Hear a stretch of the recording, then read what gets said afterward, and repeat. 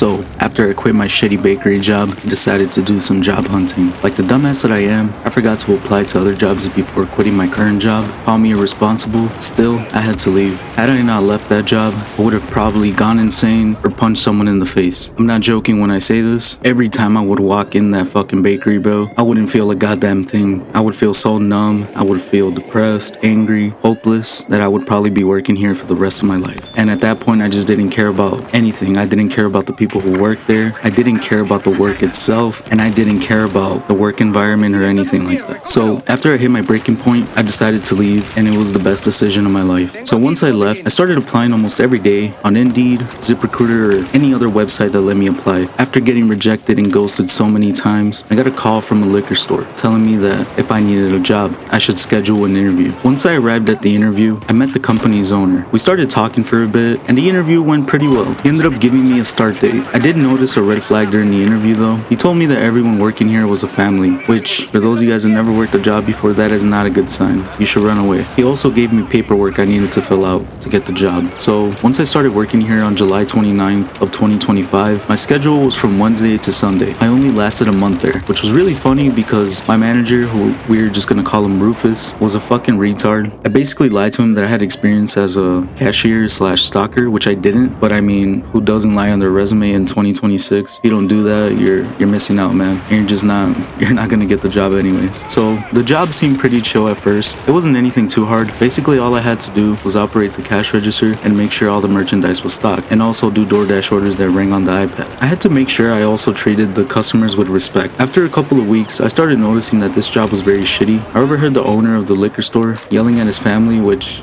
I don't even know, man, but his family also worked with him since it was a family business. After that happened, one of the guys I worked with, a short, fat Mexican dude who we're just gonna call Hector, was racist. He said the N-word hard R, saying that black people are not good workers in front of the owner. Now, the owner was not mad. The owner was not mad or fazed by it when Hector said this. Now, I'm gonna be honest with you guys, I don't know if this was a joke or not, but I just decided to stay quiet. So I'm pretty sure Hector is like he's a racist person. So I don't know. I really don't know if they were trying to test me or they thought it was funny. I honestly don't know, because I've never been at a job where someone said some racist ass shit. So after so many red flags, I told myself that at the beginning of September, I was going to quit. Now, since I still needed money at the time, I had just bought a ticket to go to Mexico because I was having problems over there, which I won't get into. He would also treat people like trash, especially the immigrants who would work for him, which it pissed me off so much, man, because guys, I come from immigrant parents, so it makes my blood boil when I see like one of my people or just immigrants in general getting treated poorly. And the reason why this pisses me off so much also is because a lot of these people who are immigrants, it doesn't matter if you're Mexican from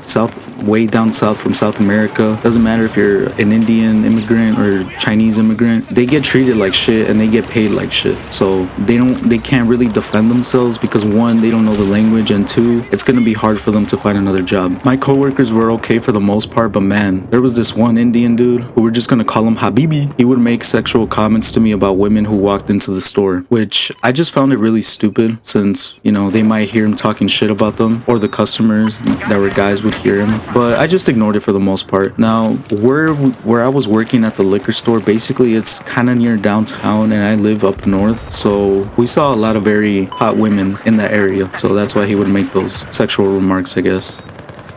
The guy who was training me was an old fuck named Stuart. It's an old Filipino dude who did not know how to train any new employees. He was teaching me how to operate the cash register and how to stock shelves at the liquor store. He also showed me the list of all the items in the basement, which we needed to go to the basement to stock everything in these like kind of plastic boxes, and we had to bring them up so we could stock all the things on top of the store, which was like candy, sodas, beer, wine, anything you can think of. He also showed me the list of all the items in the basement. But man, dude, I shit you not, I have horrible handwriting. I'm not the best like my handwriting is so bad. But Jesus Christ, when I saw this old dude's fucking handwriting, I literally told him, like, I'm not even joking, I told him, I'm like, dude, how the fuck am I supposed to read this shit? And he just laughed about it and told me it's easy to read. I honestly thought he was writing like shit on purpose to not teach me well, but no. As the days went on and I saw this guy stalking and I saw his list every day, this fucking guy actually writes like he's having a fucking seizure.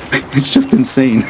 Before I got fired, one of the salespeople who came in, which was a black dude, he would leave the merchandise. He was basically like the guy who would sell. I'm guessing he's like the guy who would sell the beer to like the owners, or he would try to like promote it. I have no idea. I'm not really too, knowledgeable of what salespeople do. But he basically asked me and Habibi if the owner was on our ass, and we told him, "What do you mean by that?" He told us that before me and Habibi got hired, 5 people had our same position, and those people only lasted a week working at this liquor store. He told us that sooner or later the owner was gonna be on our asses, which I think it was a sign from God, dude. I'm not joking. I think God literally put this guy in front of us and told us that this job is not secure and that we're probably gonna get fired. Me and Habibi just looked at each other and we laughed it off. But on the inside, I told myself, I just need to last one more week and then I'm out of this place. When I started my shift on Monday, the next day, I had arrived late and the owner sarcastically said, "Michael, you arrived," but in a very sarcastic voice. That's not my real name, by the way. I just ignored him, clocked in for the shift. On this very day, I had to work with the owner's mom, who I had already met before. I was kind of nervous since she was one of those old people from like back in like the 60s or the 50s. I don't know when she was born, but she's fucking old. And she would just complain about literally anything. A customer walked in and he asked me if we sell Johnny Walker, which is a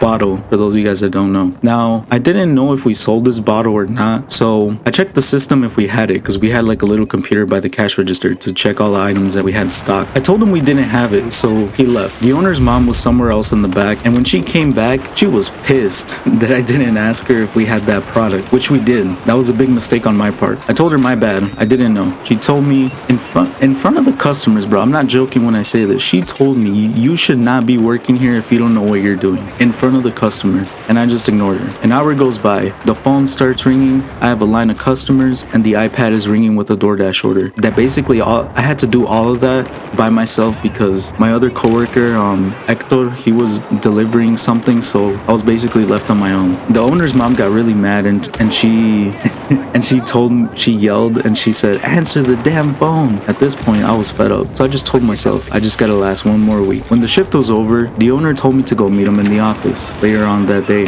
The owner basically straight up told me that he's thinking of firing me. He accused me of getting high on the job, which was a lie. I was never high at this job, ever. I've never been high at any job. I always get high after work. I don't like getting high while I'm working. He also told me about the bottle incident, and I basically told him that I misheard the guy, and instead of hearing Johnny Walker, I heard like Johnny walking or something. So when I typed it in the system, obviously I couldn't find the bottle because I typed it wrong. So he told me, "I just want to see you work harder. It seems like you don't care about this job." So I told him, okay, I would work harder. I completely ignored him. I grabbed my bag from the locker and I started helping my coworker Habibi count the money. Habibi told me not to help him, which I found very weird. So he just told me, "Oh, you can just start cleaning like the computers and everything else, turn off the TV." So that's what I was doing. And the owner walks by and he says, "Why aren't you helping?" And he said, "And I saw you grab your bag. You're not supposed to grab your bag before you leave." And the only reason I grabbed my bag was because I had to get something out of it, but he didn't even let me speak. And he told me, "Why aren't you helping?" And I told him the Habibi said he